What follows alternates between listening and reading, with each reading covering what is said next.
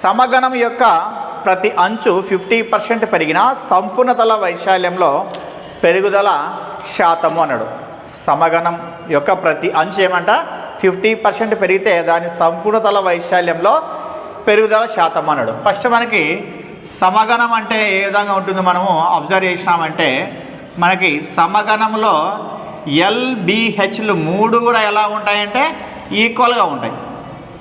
ఇది కానీ నెక్స్ట్ ఈ బ్రెడ్త్ కానీ ఆ తర్వాత ఈ హైట్ కానీ ఎలా ఉంటుందంటే ఈక్వల్గా ఉంటాయి అన్నమాట.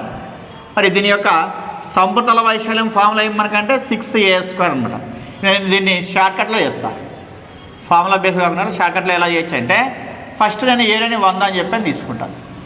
ఇప్పుడు సైడ్ ఏమైందంటే అంటే ప్రతి అంచు ఏమైందంటే 50% ఇంక్రీజ్ అయింది కదా. మనకి ఏరియాలోన సైడ్స్ ఎన్నిసార్లు ఉంటే 2 టైమ్స్ మాత్రమే ఉంటుంది కాబట్టి నేను 2 టైమ్స్ మాత్రమే మల్టిప్లికేషన్ చేస్తాను. అంటే ఎలా అంటే 50% ఇంక్రీజ్ కాబట్టి 150/100 అంటే 100కి 50 యాడ్ చేశాను.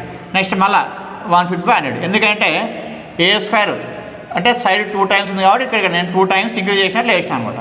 ఇప్పుడు 0కి 0 0 0 క్యాన్సిల్ 2 zeros 2 years క్యాన్సిల్ చేస్తే 15 × 15 ఎంత 225. అంతకుముందు ఎంత ఉంది మనకు 100 ఉంది. ఇప్పుడు ఎంత ఉంది 225 ఉంది. అంటే ఎంత ఇంక్రీజ్ అయింది 125% ఇంక్రీజ్ అయింది. అంటే ఏ ఆప్షన్ అంటే మనకు first option is the right answer అన్నమాట.